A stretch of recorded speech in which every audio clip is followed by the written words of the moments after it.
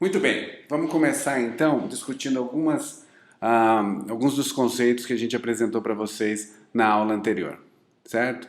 O primeiro deles é que a gente introduziu uma nova escola em sistemática, que era a escola chamada cladística, que assumia que a evidência de relação de parentesco está na transformação de estados de caráter.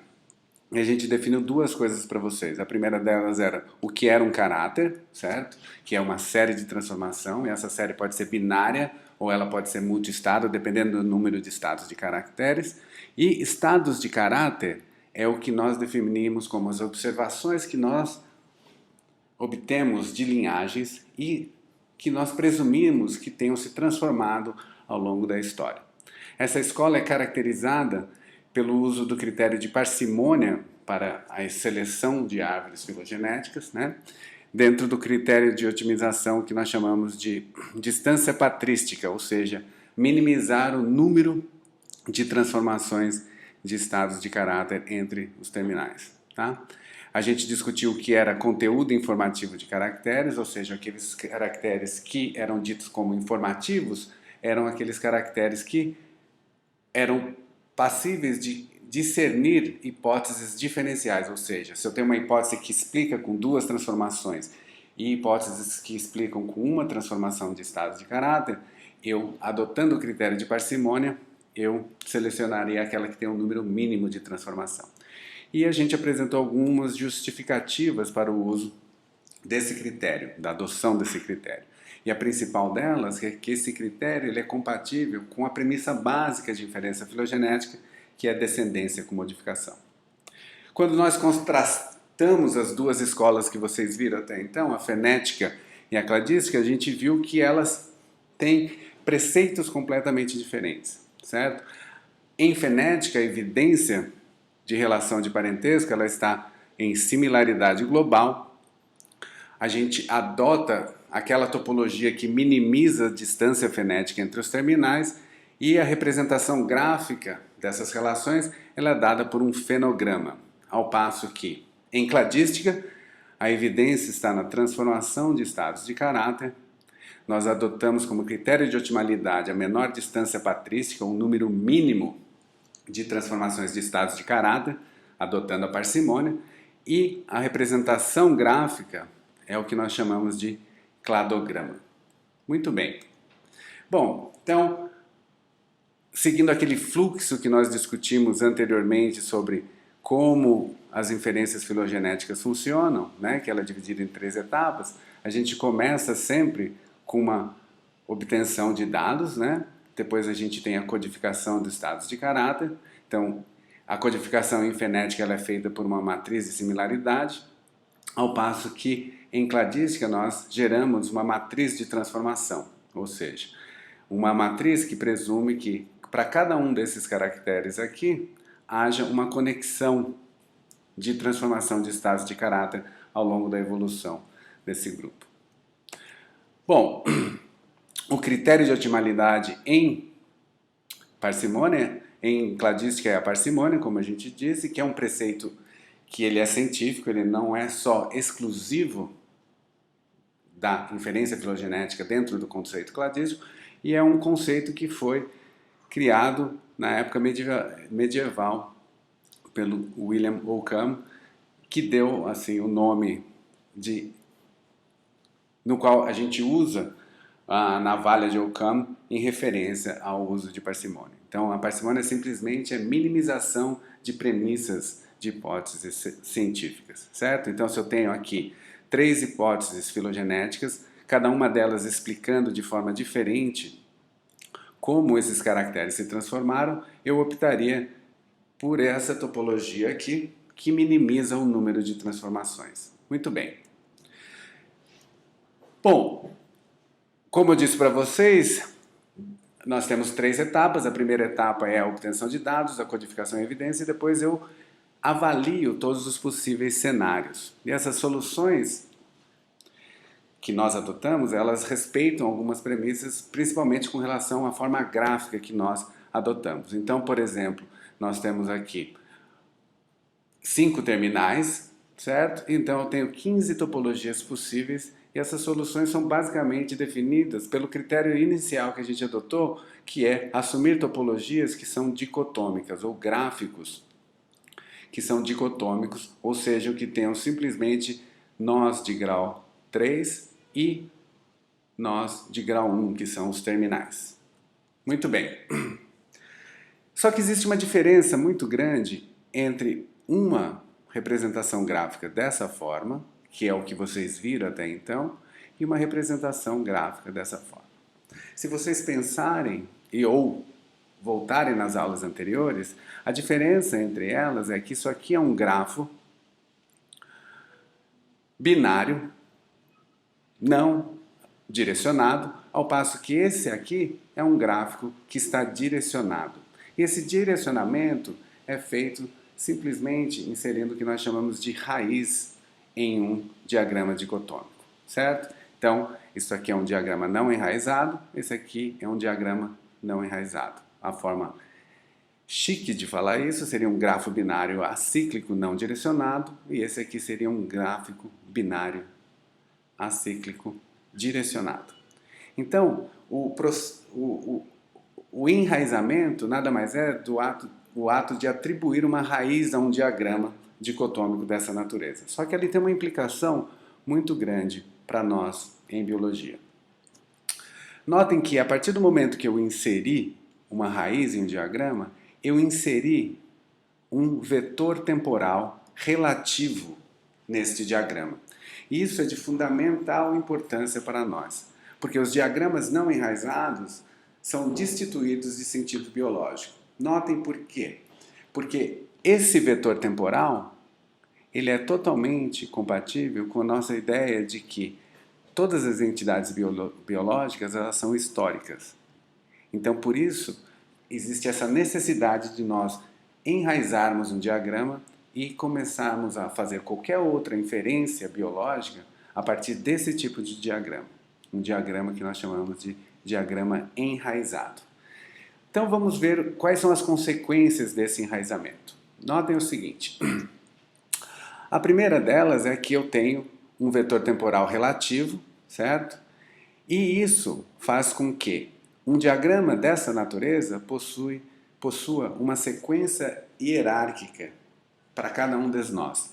O que isso quer dizer? Notem o seguinte, esse nó 8 aqui, ele é hierarquicamente subordinado ao nó 4. Da mesma forma, o nó 9.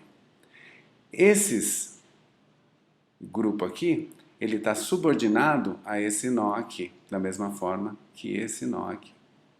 Notem que essa relação, ela me impõe o que nós chamamos de tempo relativo. Eu posso dizer que esse nó aqui, ele é mais recente do que esse nó aqui, que é mais recente do que esse nó aqui, que é mais recente desse nó aqui, assim por diante. Contanto que eles estejam hierarquicamente subordinados, eu tenho essa noção de tempo relativo. Eu não posso dizer, por exemplo, que esse nó 5 aqui, por exemplo... Opa, vamos voltar aqui, que o negócio está difícil. Que esse nó 5, ele tem o mesmo tempo relativo do nó 6. Por quê? Porque eles não estão subordinados. E eu não sei a distância desses ramos. A gente vai entender isso um pouco mais para frente. Vejam, por exemplo, esse diagrama aqui. Esse diagrama aqui, ele tenta transformar um diagrama que tinha uma noção de tempo relativo, certo? Que é esse vetor aqui, em um nó em nós que possuem tempos que nós chamamos de tempos absolutos, certo? Então aqui esses comprimentos de ramos, eles estão escalonados por alguma forma de tempo absoluto.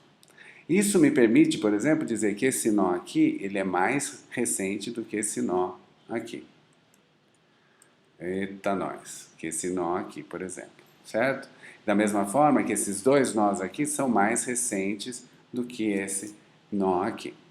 Então existe uma forma de você transformar um diagrama que tenha uma noção de tempo relativo em diagramas que possuem uma noção de tempo absoluto. Mas isso a gente vai ver com mais detalhes no futuro. Muito bem. Então, notem o seguinte. Para que nós possamos trabalhar com biologia, nós temos que partir de um gráfico como esse, ou de um grafo dicotômico não direcionado, para grafos dicotômicos direcionados, seja ele assumindo simplesmente o tempo relativo entre cada um dos nós, ou assumindo tempos absolutos, que é esse caso aqui, por exemplo, certo? Então notem que a biologia é uma disciplina histórica e, portanto, que diagramas não enraizados devem assumir simplesmente o caráter operacional em inferência filogenética. E vocês vão ver por que nós usamos inicialmente esse tipo de diagrama aqui, que são diagramas não enraizados. Muito bem. Vamos analisar as propriedades do enraizamento de diagramas. A primeira delas é o seguinte, que o número de diagramas enraizados é uma ordem de grandeza em comparação aos diagramas não enraizados. Isso quer dizer o seguinte, ó, imaginem esses 3 diagramas aqui, certo? Ou na realidade esses 4 diagramas aqui. Essa raiz aqui que eu estou representando de forma equivocada, na realidade vocês vão entender isso daqui a pouco, como sendo um terminal, ele simplesmente faz que um diagrama que era inicialmente não direcionado, que portanto teria simplesmente 3 terminais e possuía apenas um único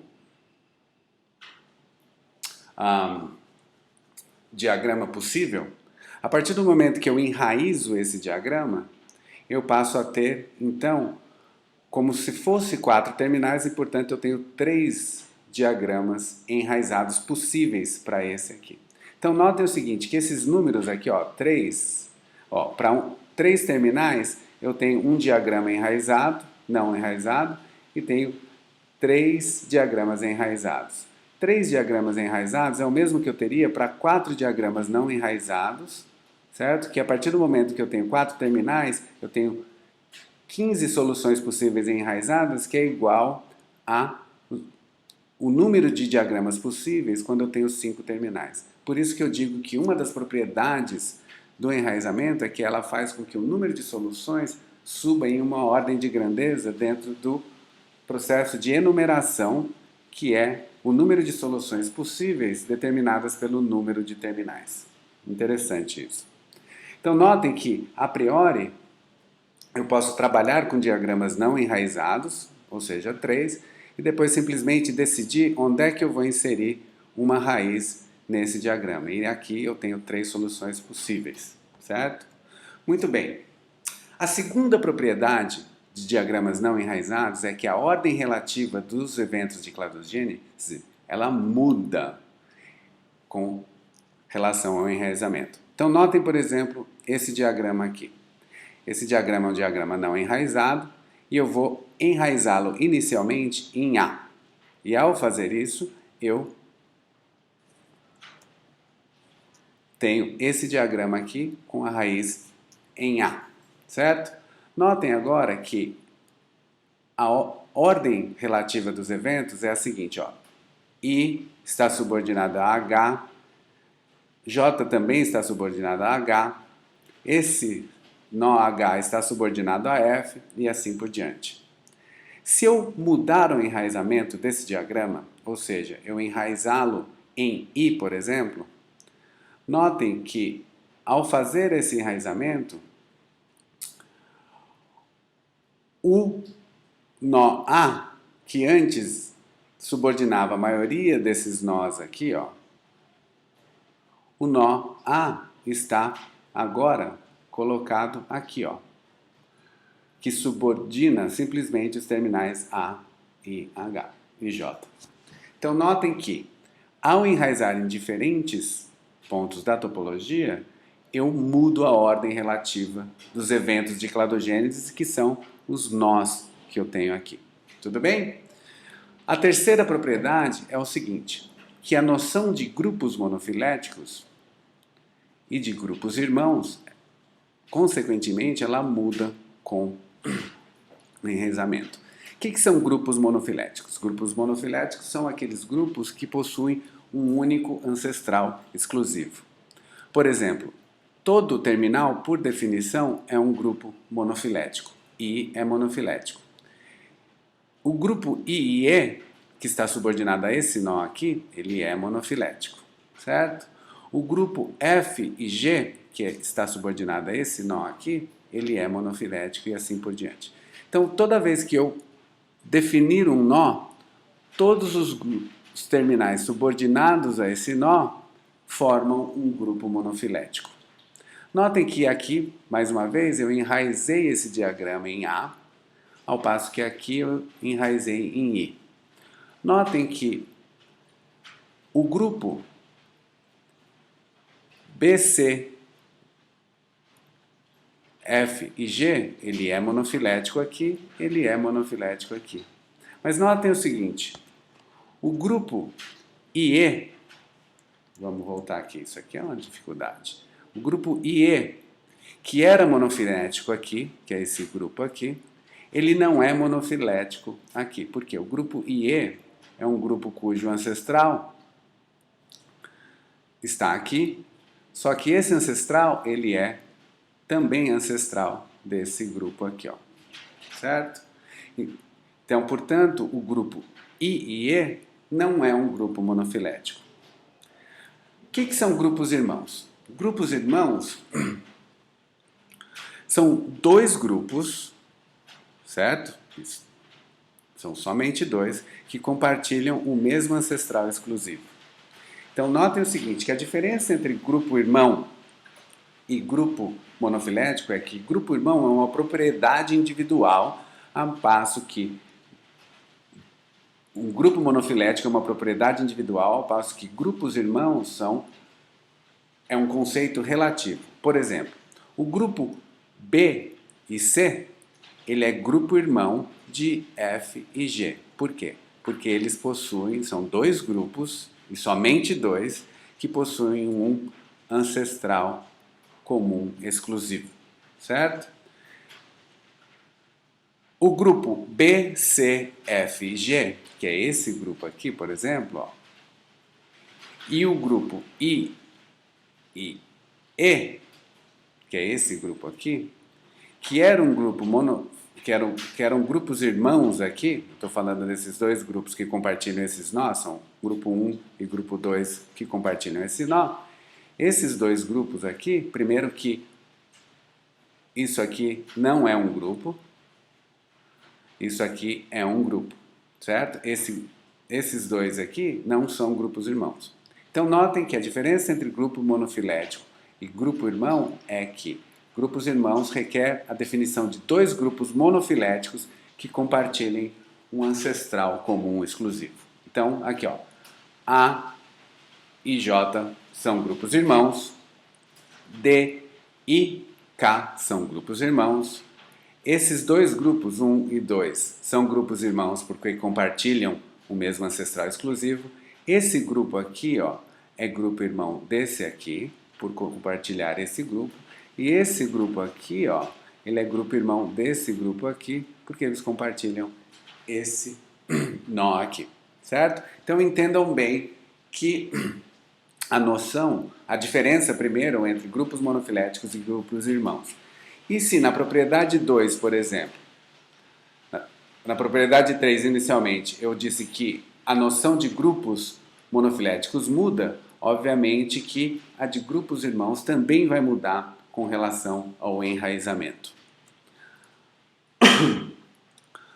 Notem o seguinte, se eu tenho um diagrama como esse aqui, eu não tenho como definir quem são os grupos monofiléticos e quem são os grupos irmãos. Por quê? Porque eu preciso de enraizamento para definir o que são grupos monofiléticos e, consequentemente, eu requer que eu tenha uma raiz para que eu defina quais são os grupos irmãos, porque, na realidade, embora esses dois conceitos sejam diferentes, eles estão relacionados, certo? A única coisa que eu posso dizer sobre diagramas não enraizados é que esse grupo aqui, ele é adjacente a esse grupo aqui, porque eles compartilham um nó comum, certo? Mas a noção de adjacência, ela não implica na noção de grupos monofiléticos e, consequentemente, de grupos irmãos, certo? Agora a coisa vai ficar muito interessante. Isso aqui é onde vem o clique que tem que dar em vocês hoje. Note o seguinte, a próxima propriedade que eu digo aqui, que é a propriedade 4, diz o seguinte, que a posição relativa e o número de transformações, ela não muda com o enraizamento. Isso é muito interessante. O que eu quero dizer com isso? Notem o seguinte, ó, vamos pegar a transformação 8. A transformação 8, ela está entre o nó A e entre o nó C. Olha aqui, eu enraizei em A, e eu tenho o Azinho aqui, eu tenho o Czinho aqui, e no meio eu tenho 8. Da mesma forma que eu tinha aqui. Se eu enraizar em um lugar completamente diferente, eu também tenho o mesmo número e posição relativa dessa transformação 8. Notem aqui, ó. Ela está entre C, ela está entre A, e aqui está a minha transformação 8. E isso é muito interessante. Por quê? Porque se o número não muda, não interessa onde eu enraize o meu diagrama, que o número de transformações permanecerá a mesma. Agora notem o seguinte, é o número de transformações que eu uso para selecionar o meu diagrama, de acordo com o meu critério. Então notem que, independente do enraizamento, a topologia que eu vou escolher é uma só, que ela é dependente do quê? Do número de transformações. E depois o enraizamento eu posso fazer em qualquer lugar da topologia e a gente vai ver o que a gente usa para fazer isso. Notem o seguinte, a implicação disso está relacionada com o nosso conceito de enumeração. Notem que à medida que eu aumento o número de terminais, eu aumento exponencialmente o número de soluções possíveis. Então notem que se eu estou procurando identificar qual é a solução que possui o menor número de passos, quanto menor o número de soluções que eu tiver que avaliar, mais fácil eu consigo cumprir essa tarefa. E eu posso fazer isso com diagramas não enraizados. E isso é uma vantagem muito grande, porque notem que a hora que eu chego nessa parte da enumeração, o número de soluções possíveis entre 33 terminais e 34 terminais, por exemplo, ela é virtualmente maior, certo? E notem que eu posso selecionar o meu diagrama simplesmente usando um diagrama não enraizado. Muito bem. Propriedade 5. A direção da transformação, ela pode mudar com relação ao enraizamento. O que eu quero dizer com isso? Notem que, ao enraizar o diagrama em A, por exemplo, vamos voltar aqui. Ao enraizar em A, eu simplesmente defini agora o meu vetor temporal. E esse vetor temporal faz com que agora eu consiga identificar a direção das transformações.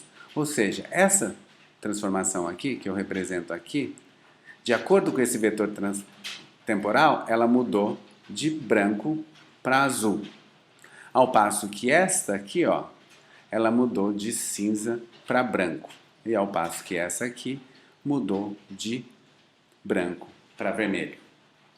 Agora eu vou enraizar esse diagrama em outro ponto, em outro terminal, em I. Notem aqui agora que a transformação 8, ou a transformação 8 não, a transformação azul, é a 8 sim, agora ela mudou de direção. Antes ela passava de branco para azul, agora ela passa de azul para branco. A mesma coisa acontece com a transformação cinza, que é a transformação 6, que antes era de cinza para branco, agora é de branco para cinza, e a mesma coisa para transformação número 4, certo? Algumas transformações não mudam, por exemplo, a 5, por exemplo, ela mudou de zero, de branco para preto aqui, e permaneceu de branco para preto aqui. Então ela pode mudar, na realidade, ela não muda, mas ela pode mudar. A partir do momento que eu defini a direção, eu tenho o que nós chamamos de polarização do estado do caráter. Ou seja, o que é a polarização? Polarização é a direção da transformação. Notem que eu não precisava saber a direção. A direção ela foi definida a posteriori, a partir do momento que eu enraizei o meu diagrama, que é o que nós chamamos da propriedade número 5 disso aqui, do enraizamento. Com essa polarização, a gente tem que introduzir alguns termos para vocês. E aqui ficou meio estranho o que está acontecendo aqui, mas isso aqui são setinhas, certo? E R significa que é ambíguo e isso aqui é sem ambiguidade. Vamos entender isso aqui. O que é uma polarização com ambiguidade? Notem o seguinte, ao enraizar esse diagrama em L, eu inseri a minha raiz. A raiz, como eu defini para vocês, ele é um nó e não um terminal, como eu mostrei para vocês anteriormente, de grau 2. E aqui eu coloquei essas duas transformações aqui, ó, que é a transformação 9 e 10. Só que eu coloquei arbitrariamente nessa região aqui do meu diagrama. Eu poderia ter colocado aqui. Se eu coloco essas transformações nesse ponto do diagrama, notem que o vetor temporal é esse aqui, a transformação aqui é de branco para preto, ao passo que aqui é de preto para branco. Certo? Quando isso acontece, quando a direção, ou seja, a polarização, ela varia de um diagrama para o outro, como é o caso aqui, eu digo que essa polarização é ambígua, ou existe ambiguidade. Notem que em alguns pontos do diagrama isso nunca muda. Essa 1 aqui permanece idêntica, essa 3 permanece idêntica e assim por diante. Então esses caracteres aqui, ó, são polarizações sem ambiguidade, ou seja, não ambíguas. Quando que acontece a ambiguidade? Quando eu tenho otimizações igualmente parcimoniosas, que podem sugerir uma polarização ou outra, ou, impreterivelmente, quando eu tenho transformações que estão na raiz do meu diagrama. Então, toda transformação na raiz do diagrama, ela vai ser ambígua por definição. Tudo bem? Muito bem. Com essa noção de polarização, eu tenho dois termos que eu tenho que introduzir para vocês. Toda transformação de estados de caráter, ela sai de um estado original para um estado que eu chamo de derivado. E o nome que se dá isso no jargão da cladística é que a transformação sempre ocorre de um estado plesiomórfico para um estado apomórfico.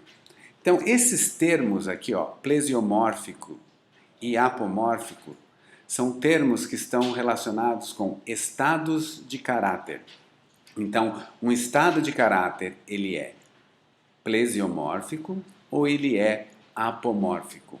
E a definição de quem é apomórfico e quem é plesiomórfico depende da polarização do caráter, que impreterivelmente depende do enraizamento da minha topologia, certo? Então, não existem terminais apomórficos, não existem grupos apomórficos ou plesiomórficos. Esses termos têm que ser usados simplesmente para estados de caráter. E isso é uma coisa importante para vocês lembrarem, certo? Muito bem.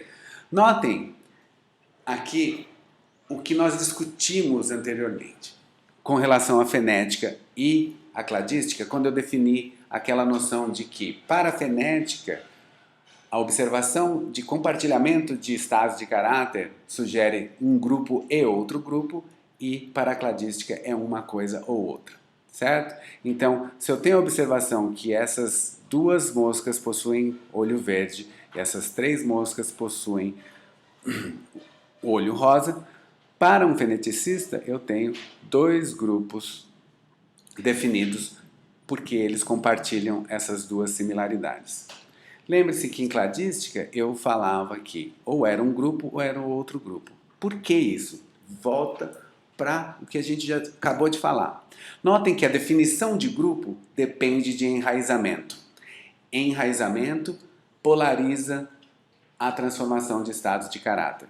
E a polarização ela é de um estado plesiomórfico para um estado apomórfico, no qual eu defino rosa como plesiomórfico e verde como apomórfico, né? Nesse caso, eu tenho então evidência de que existe um grupo formado por moscas de olho verde, ou a transformação ocorre de verde para rosa, e nesse caso o verde agora é plesiomórfico e o rosa é apomórfico, e nesse caso eu tenho evidência de que esse grupo aqui pode ser um grupo.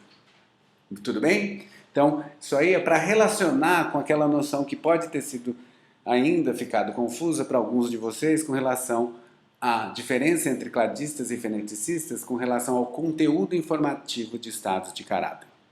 Muito bem.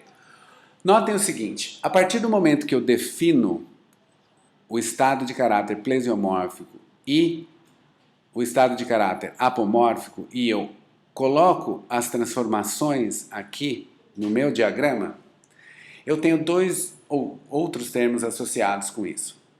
Toda transformação que ocorre, que é evidência de um grupo, ou seja, de dois ou mais terminais, ou seja, toda transformação que ocorre num nó interno, essa transformação ela é considerada o que nós chamamos de sinapomorfias, certo?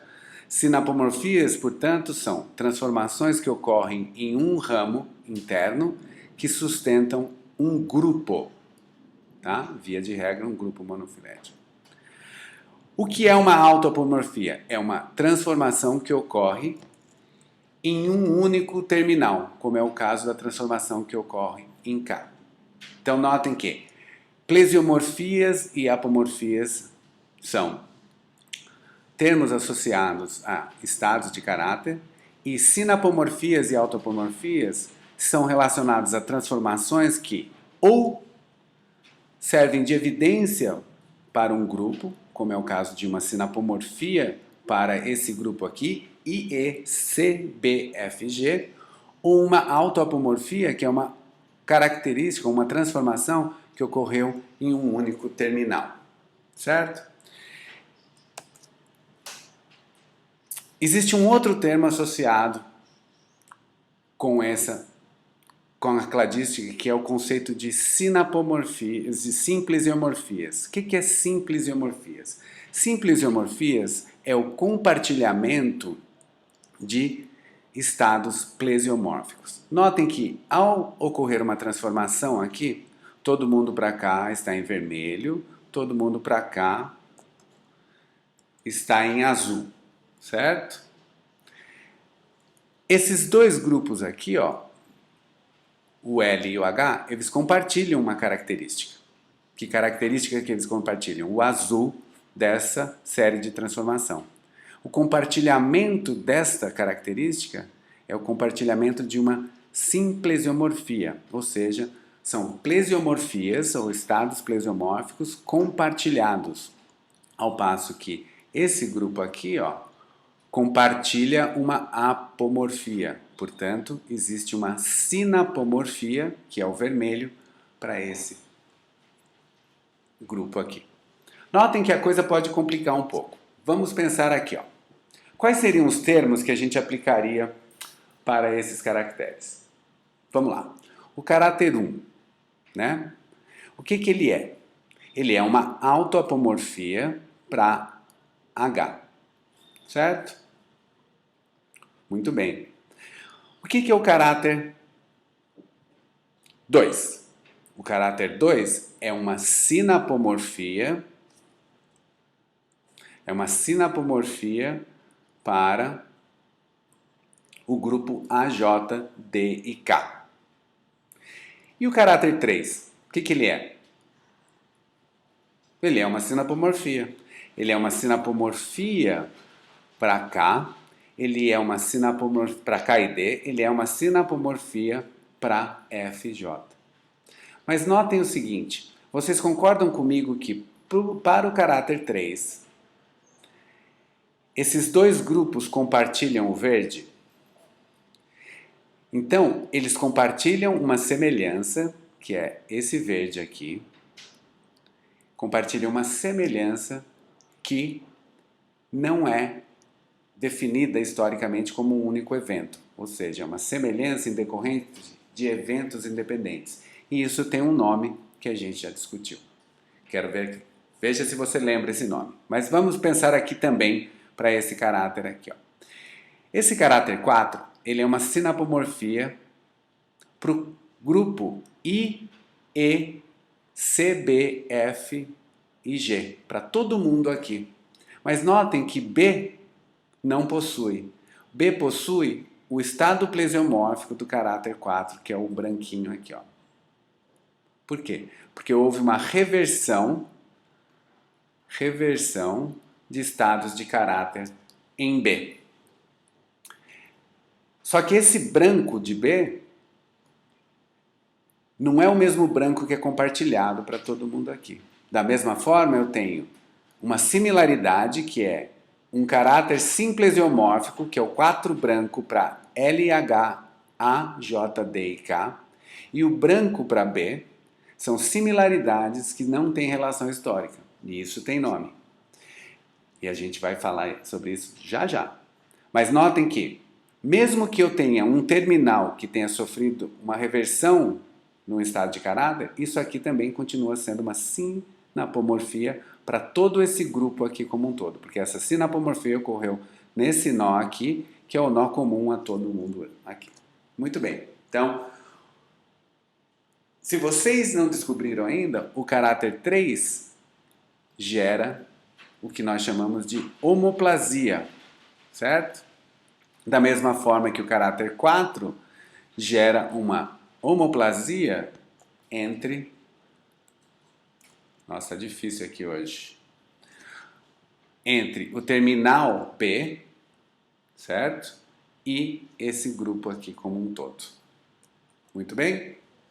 Então, notem o seguinte, que essas similaridades que ocorreu entre B e esse grupo aqui é decorrência de uma reversão de estados de caráter, ou seja, que surgiu uma transformação de branco para vermelho e depois de vermelho para branco, gerando esse padrão de homoplasia entre o compartilhamento de branco de B e o compartilhamento desses terminais aqui, que é uma simples isomorfia, ao passo que eu tenho o mesmo fenômeno ocorrendo aqui, onde eu tenho verde para D e K e verde para F e G, só que por eventos diferentes.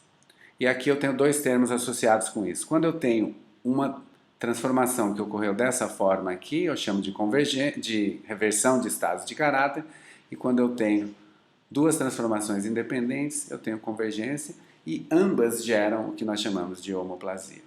Tudo bem? Então, qual é a relação entre homologia, que nós definimos como sendo todo aquele caráter compartilhado que pode ser ligado historicamente, sinapomorfias, simplesiomorfias e homoplasias? Notem o seguinte, o fato desse grupo possuir branco de 2, eu consigo traçar a história desse caráter para essa transformação aqui. Esse branco do 2 aqui, ele é uma homologia para cá, para esse grupo aqui. Da mesma forma que o compartilhamento de vermelho por esses grupos aqui, que pode ser traçado historicamente a essa transformação, também é um caráter homólogo. Então, via de regra, toda sinapomorfia ela pode gerar homologia. Mas notem que isso aqui é uma sinapomorfia, isso aqui é uma sinapomorfia, então a presença de verde do caráter 3 por F e G é homólogo para esses dois terminais. Só que esse verde não é homólogo a esse verde aqui. Esse verde aqui só é homólogo para esses dois terminais aqui. Então notem que nem toda sinapomorfia ela é homóloga. Por quê? Porque se eu tenho homoplasia, ou seja, se eu tenho transformações que ocorreram independentemente, Dentro de cada grupo, aquilo é homólogo, mas entre esses grupos, esse caráter não é homólogo. Então, a homologia ela é um conceito relativo, certo? Isso remete ao que nós discutimos anteriormente sobre a relação de semelhanças que nós observamos entre os terminais, que hoje são observados em linhagens recentes. Vamos lá. Então, uma característica homóloga é aquela característica que ela é compartilhada por um evento histórico único, ao passo que características não homólogas ou homoplásticas são características que são compartilhadas independentemente da história, certo? Então, notem o seguinte, tanto sinapomorfias como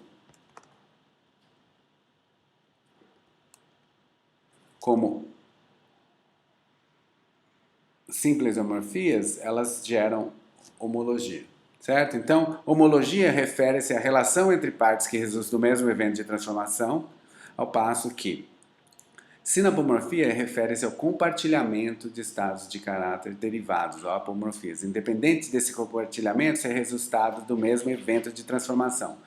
O que isso quer dizer? Isso quer dizer o seguinte, que nem sempre uma sinapomorfia ela é homóloga porque vai depender de quem eu estou comparando. Por exemplo, essa característica aqui, ó, ela não é homóloga entre esses dois. Mas ela pode ser homóloga dependendo do enraizamento da minha topologia, tá? Então, existe na literatura a ideia de que homologias e sinapomorfias são a mesma coisa quando de fato não são, tá? Toda sinapomorfia, ela só vai gerar um caráter homólogo se ela não é homoplástica, ou seja, se ela ocorreu uma única vez, certo? Muito bem. A questão é como eu enraizo esses diagramas. E o enraizamento de diagramas, ele pode ser feito de diversas formas, e existem diversos métodos descritos na literatura, mas o método prevalente é um método que é chamado de grupo externo. O que é o grupo externo? O grupo externo é aquele grupo que está fora do seu grupo de interesse. Então, como é que isso acontece na prática? Suponha que eu queira saber a relação filogenética entre esses terminais aqui, que é o meu grupo de interesse. E por alguma razão, eu tenha conhecimento de que existem grupos ou terminais que são proximamente relacionados a ele, mas não fazem parte desse grupo como um todo, certo? O que eu faço? Eu coloco esse grupo junto na minha análise, como todo mundo, certo? Eu busco o diagrama e depois eu enraizo usando esse grupo externo. Então, o grupo externo nada mais é do que grupos adicionais, terminais adicionais que eu insiro na minha análise e que eu assumo que não fazem parte do meu grupo, tá? Então, existe o mito de que o grupo externo ele tem que ser grupo irmão do grupo de interesse meu, que é o meu grupo interno. Não, ele precisa ser relativamente próximo filogeneticamente por uma razão super simples. Imagine que eu queira fazer uma filogenia de primatas e queira usar uma ameba como grupo externo. Eu posso fazer isso. Só que se a minha matriz for morfológica, eu vou ter uma dificuldade muito grande de codificar caracteres que sejam compartilhados entre uma ameba e uns primatas, certo? Então ele não precisa ser grupo irmão, ele também não precisa ser o grupo mais longe, mas ele é um grupo relacionado, tá?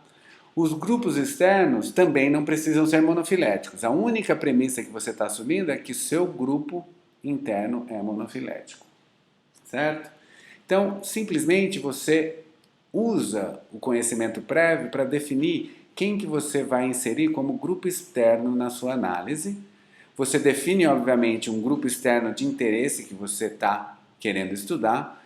E ao fazer isso, você está assumindo que esse grupo é monofilético, o que nem sempre pode acontecer.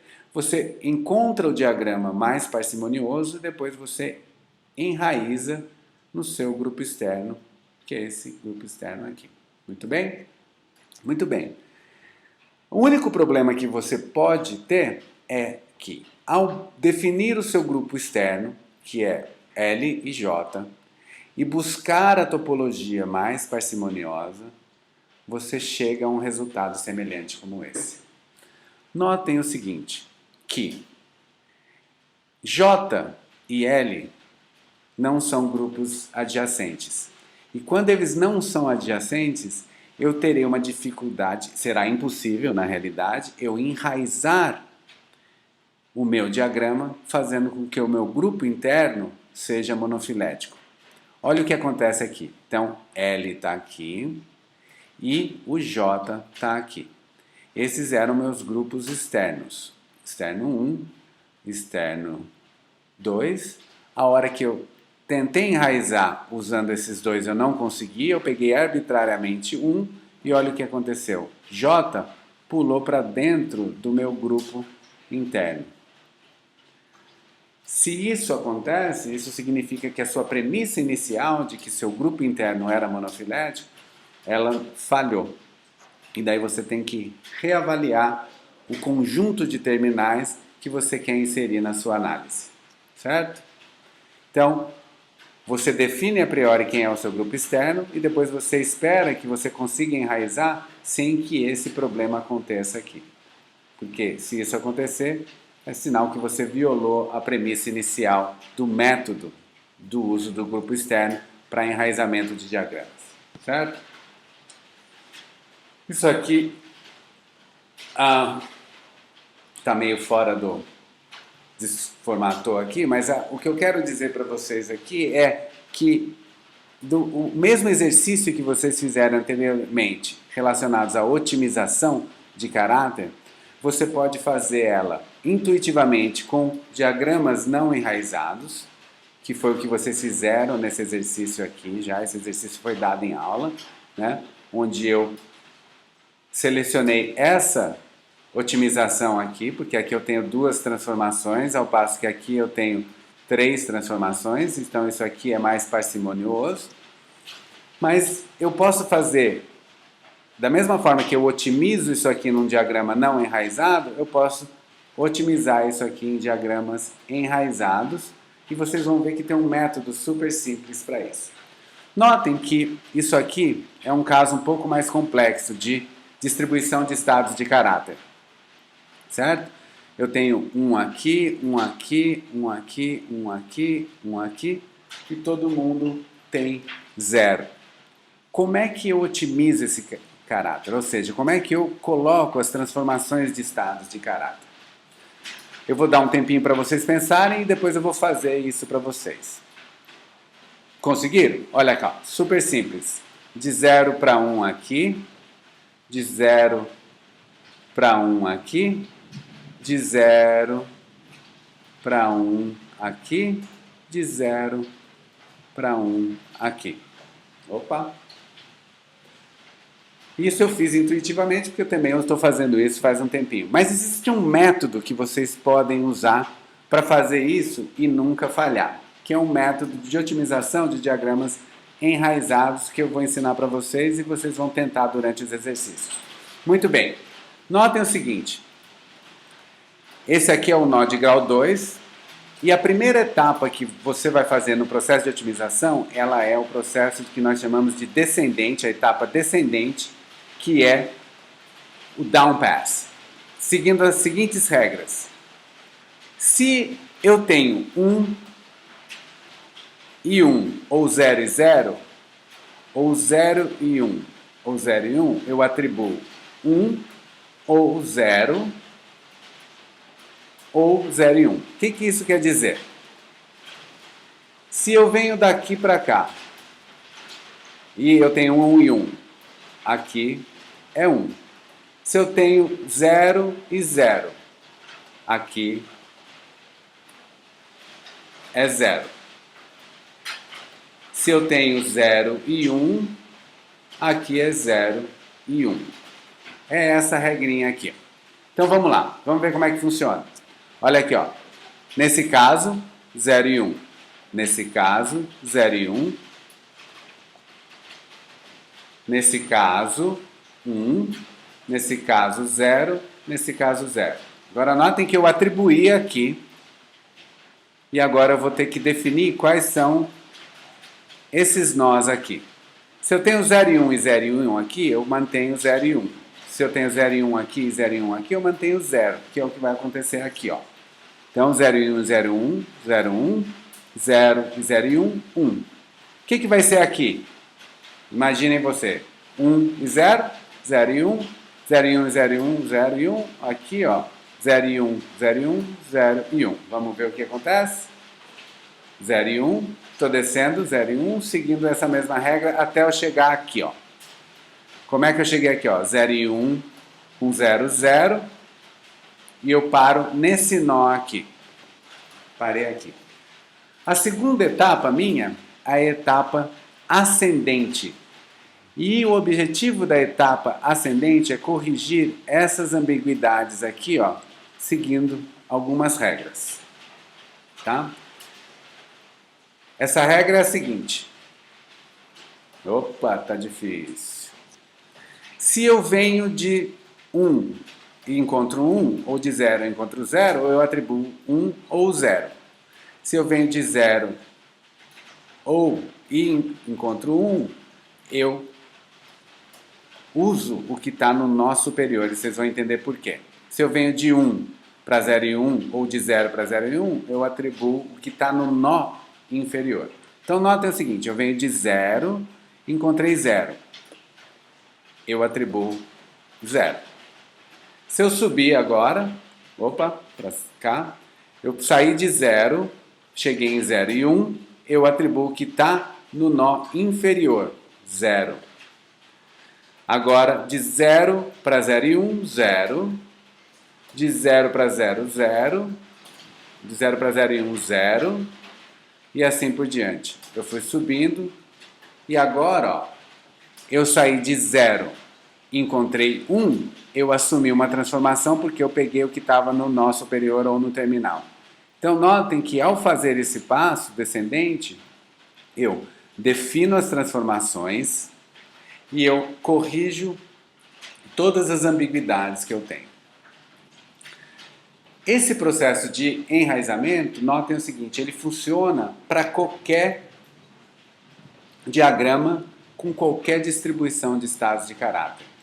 Então, se você tem alguma dificuldade em otimizar o caráter, uma coisa que você pode fazer é simplesmente enraizar o diagrama e seguir esse algoritmo, que é um conjunto de regras simples que você vai enraizar ou você vai otimizar qualquer diagrama.